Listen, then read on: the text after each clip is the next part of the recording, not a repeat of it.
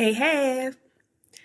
Today I want to share a few ways that you can make the move abroad without having to jump into being a digital nomad or having to teach English.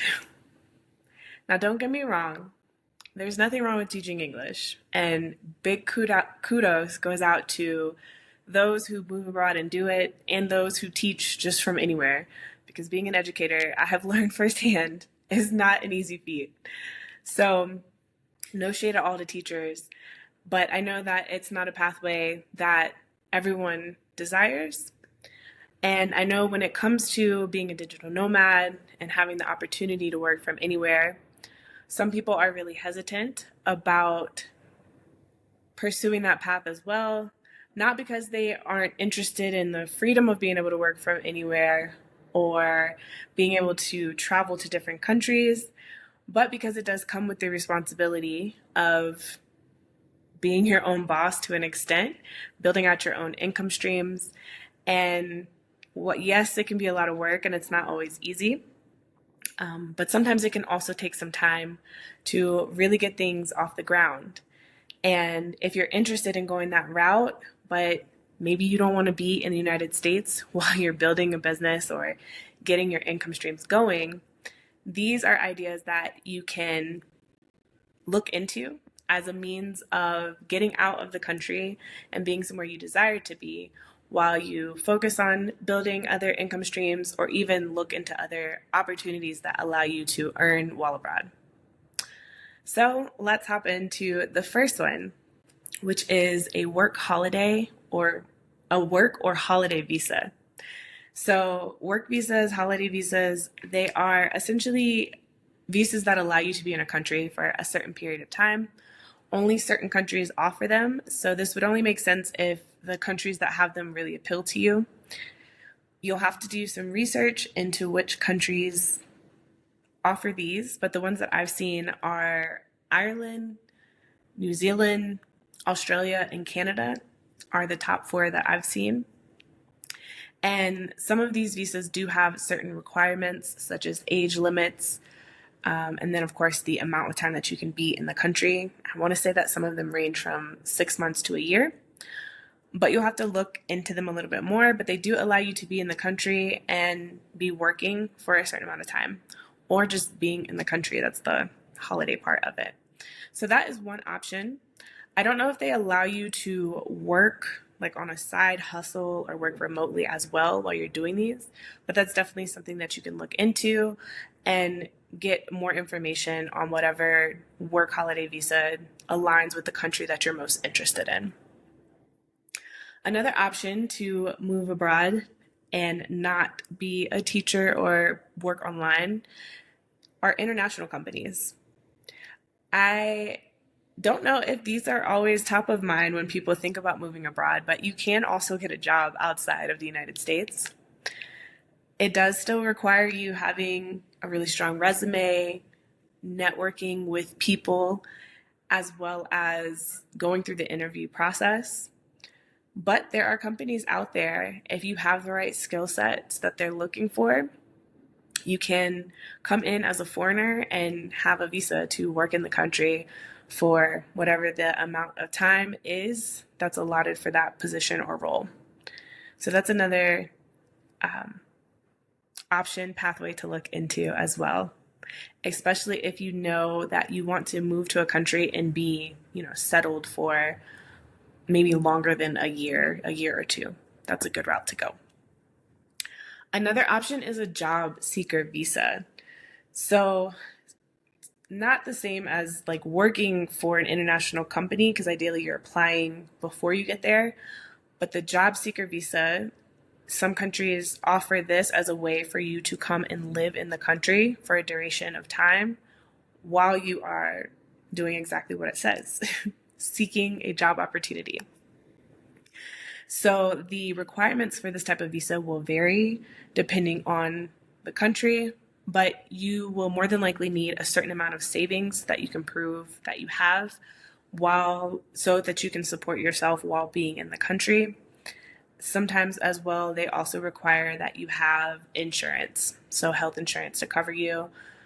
in case anything happens and you're not having to put a burden on their, healthcare systems that they have for their local citizens. Additionally, with this job seeker visa, you might be in a position where you're needed to know the language that's spoken there in the country. Just might be a requirement to consider that the jobs might be looking for. Same thing with international companies as well. Though I do think if they're hiring internationally, usually English is more prominent as opposed to being in the country and specifically looking for a job on the ground. So that might be a disadvantage if you don't know the language just yet. You might have more limited options that way.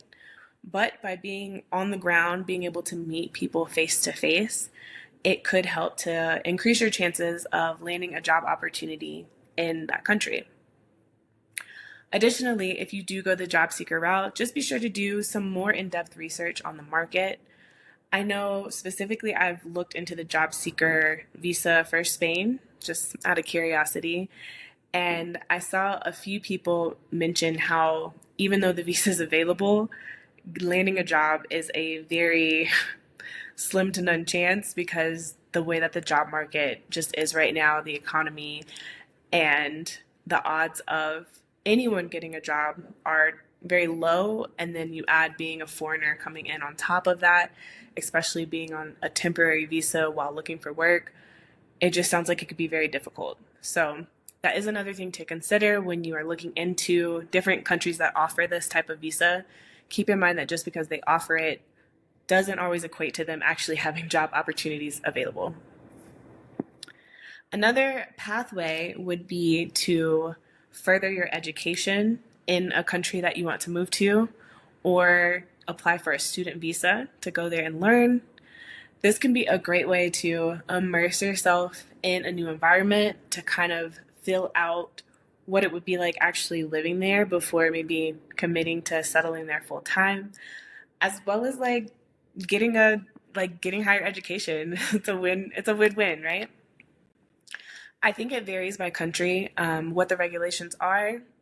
Some of these visas may not allow you to actually work while you are in school. And honestly, maybe the curriculum, the course that you're taking might be a little bit too heavy for you to actually juggle working.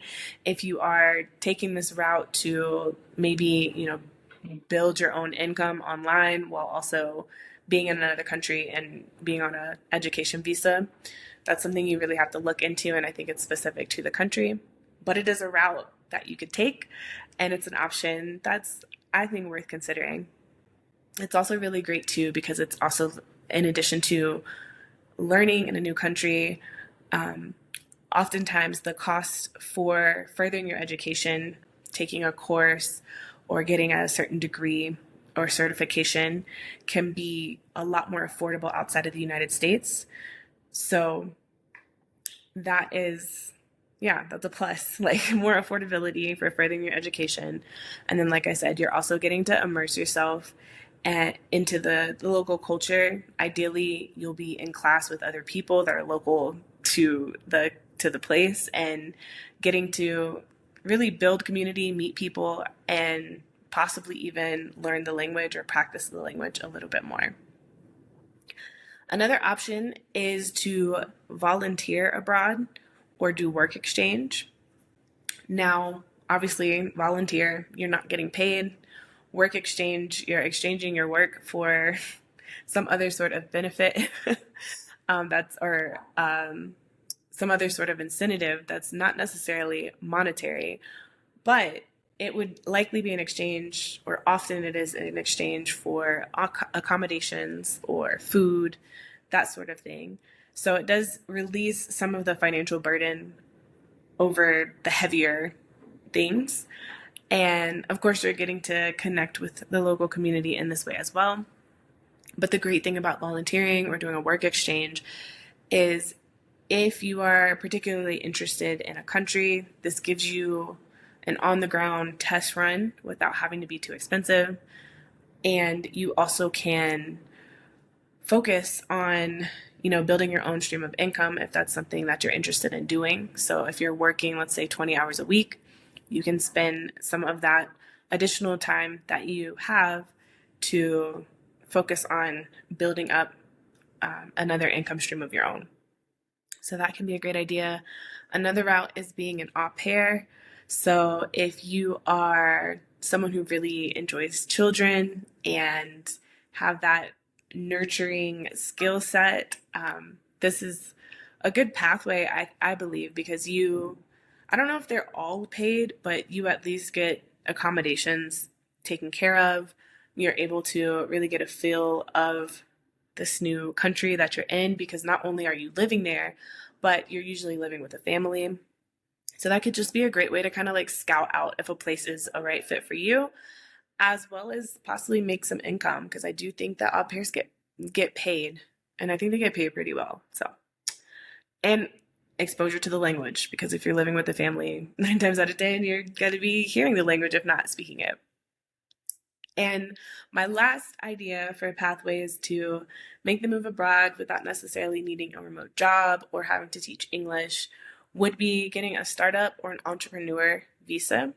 So again, if you are someone who wants to take the pathway of entrepreneurship, but you don't want to have to build or, go through that foundational period of building in the United States, you can do it elsewhere and do it with a visa. So you're able to move to a country and be there for a certain amount of time as you work to get your startup off the ground. These can also lead to a pathway for residency. So if it is somewhere that you know that you would want to be extended long term, or at least want residency in that country, this can be a great option.